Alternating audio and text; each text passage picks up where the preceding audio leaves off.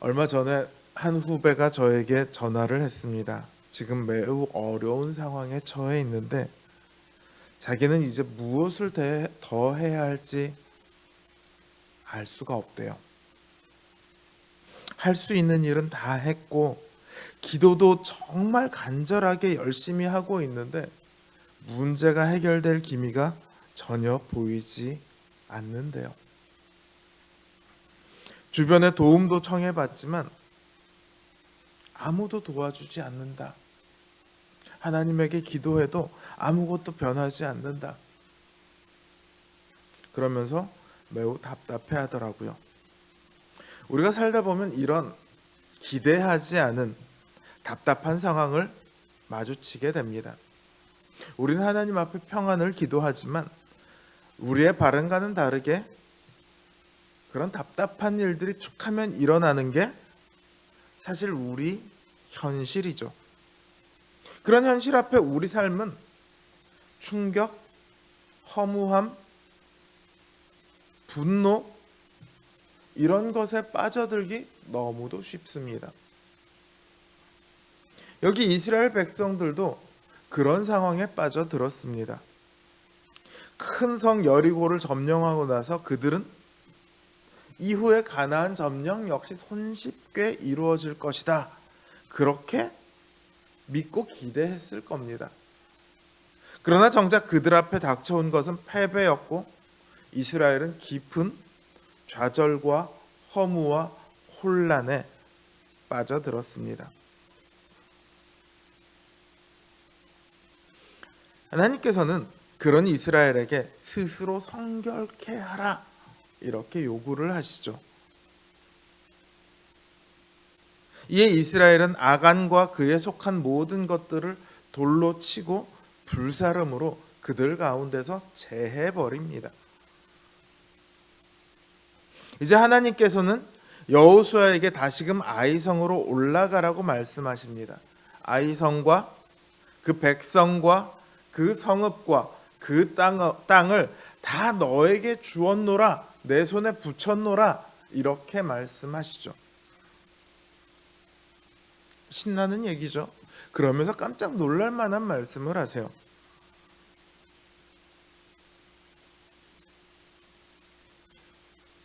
거기서 탈취한 물건과 가축은 너희들이 알아서 스스로 취해라.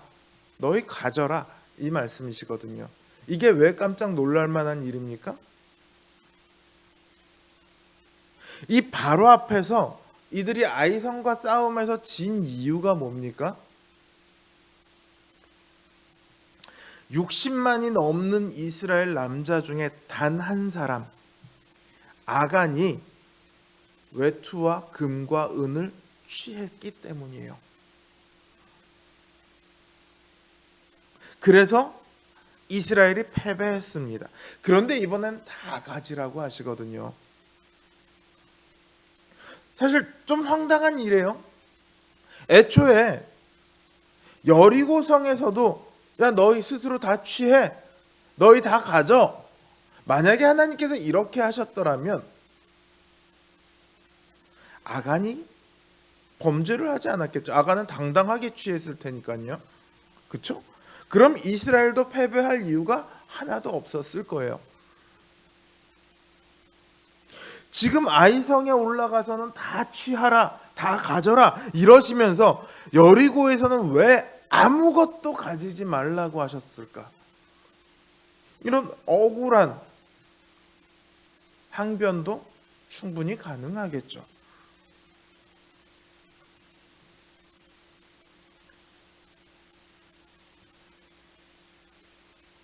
그런데 여리고는 특별해요. 어떤 점에서 특별하냐면 가나안에 들어가서 첫 번째 성입니다.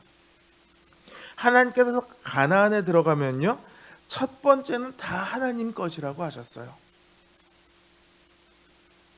추수해서 곡식을 얻으면 그 첫 번째는 다 하나님 겁니다. 포도가 열리면 그 첫 번째 포도는 다 하나님 겁니다. 감람나무 열매가 열리면 그것도 다 하나님 겁니다. 아이가 태어나면 그 아이도 다 하나님 겁니다. 그 첫 번째가 하나님 거다.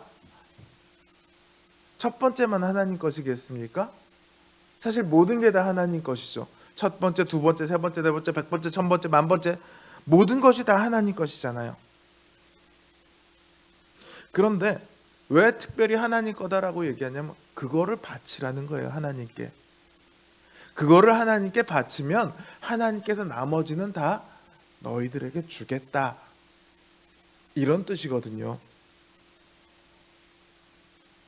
이런 관점에서 여리고 성과 아이 성의 전리품에 대한 하나님의 말씀이 달라지는 것을 보아야 합니다. 여리고의 모든 것을 하나님께 드린다는 것은요, 가나안의 첫 번째 성을 드리는 것임과 동시에 사실 그 안에는 어떤 의미가 있습니까? 가나안 전부를 하나님께 드린다는 의미예요. 이거는 그야말로 믿음의 고백입니다. 자기들 어쨌든 하나님께서 그들을 인도해 오시기도 했지만 싸워야 하는 건 그들이거든요. 그렇죠? 전쟁에서 누가 언제 죽을지 어떻게 합니까? 싸워야 하는 건 그들이에요. 그런데 그들이 그 모든 것이 다 하나님의 것입니다라고 믿음으로 고백을 한 거예요. 단 한 사람만 빼고. 누구요? 아간.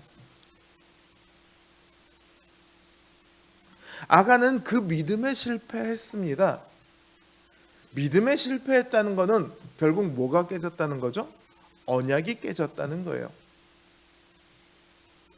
율법의 체계를 보면요, 율법을 어겼다고 해도 하나님께서는 그 율법을 어긴 것을 보완할 수 있도록 제사 제도를 만들어 놓으셨잖아요.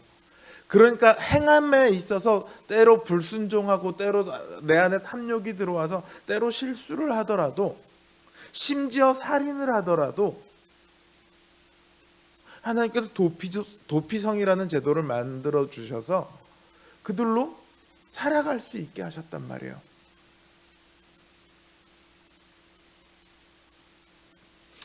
그럼 언제 언약이 깨지냐? 딱 하나예요. 하나님을 더 이상 믿지 않을 때, 하나님을 하나님으로 여기지 않을 때, 오직 하나님만 바라보는 것이 아니라 하나님도 보고 다른 신도 보고 이럴 때, 그때 하나님께서는 너희는 언약을 어겼다라고 얘기를 하세요.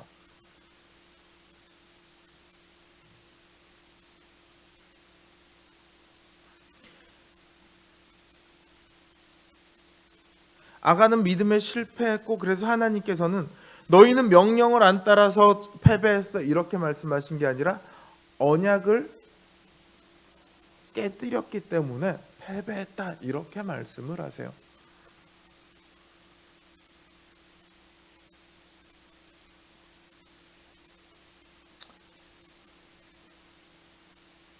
아간을 제외한 나머지 사람들은 어떻게 했죠? 다 하나님께 드렸어요. 믿음의 고백을 드렸어요. 그래서 이제 아간이 죽고 나서 하나님께서는 그 믿음의 고백을 한 사람들에게, 그래 이제 너희가 온 가나안 땅을 나에게 바쳤으니, 내가 하나님이라는 것을 너희가 믿음으로 고백했으니 이제 나머지는 너희들에게 다 줄게. 아이성 다 가져. 그 다음 또 다 가져. 앞으로는 다 그들이 스스로 취하게 될 거예요. 자, 저는 아간이 범죄한 것이요, 탐욕의 탓도 있지만 하나님의 뜻과 계획을 알지 못했고 믿지 못했기 때문이라고 생각을 합니다. 지금 여리고성 이렇게 있지만 우리가 여리고성만 이길 게 아니라 앞으로의 성도 우리가 다 이길 거고, 여리고성은 우리가 하나님께 드리지만 앞으로의 것은 하나님께서 우리에게 다 주실 거야. 다는 안 주셔도 또 얼마든지 우리가 살아갈 수 있을 만큼은 주실 거야. 이거를 알았다면, 이걸 믿었다면 아간이 과연 여리고에서 외초랑 은이랑 금을 챙겼을까요? 잠깐만 참으면 다 가질 수 있는데 굳이 그럴 이유가 뭐가 있습니까? 그렇죠? 하나님의 뜻과 계획을 제대로 알지 못해서, 그 하나님의 뜻과 계획을 제대로 믿지 못해서, 그래서 아간은 언약에 실패한 것이었죠. 여러분, 하나님의 생각과 우리의 생각은 완전히 달라요. 우리는 하나님의 생각을요, 진짜 아주 조금밖에 모릅니다.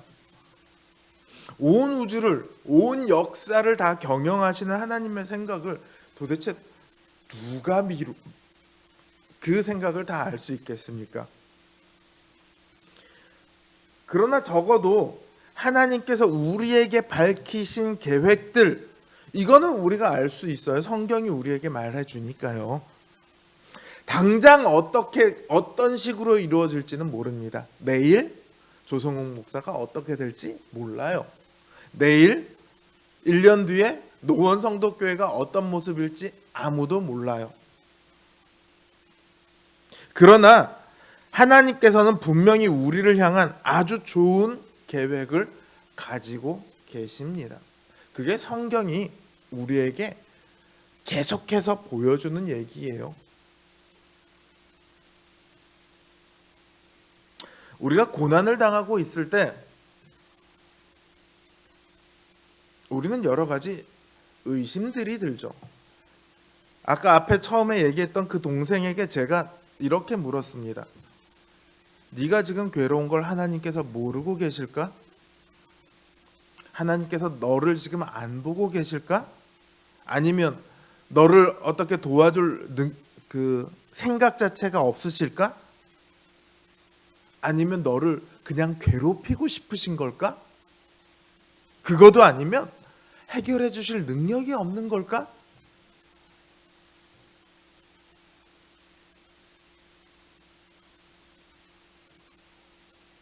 어느 것 하나 예라고 대답을 할 수가 없죠. 그 친구도 그걸 알아요.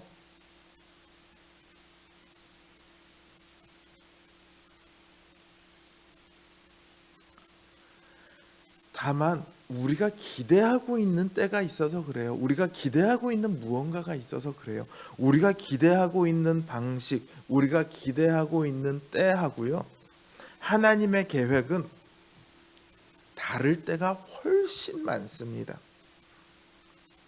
우리는 하나님께서 우리들에게 그것을 보여주실 때까지 기다려야 합니다. 그렇다고 아무것도 모르면서 어떻게 기다리겠어요? 그거야말로 정말 막막하고 정말 미치고 팔짝뛸 노릇이죠.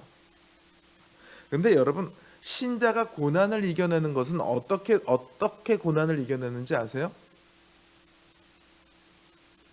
그 고난이 그쳤을 때까지 버텨서 고난을 이겨낸다.